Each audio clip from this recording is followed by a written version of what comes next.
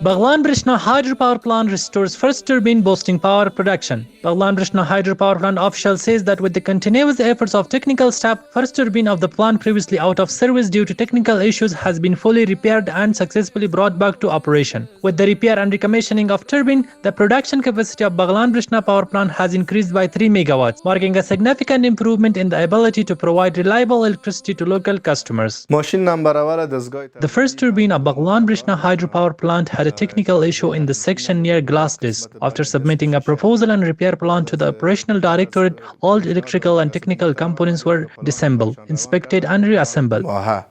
The issue was fully resolved. Our technical team successfully realigned the machine center, and following the plan, turbine was repaired and made operational 5 days ahead of schedule. God willing, all 3 turbines are fully prepared for electricity generation during the high water season.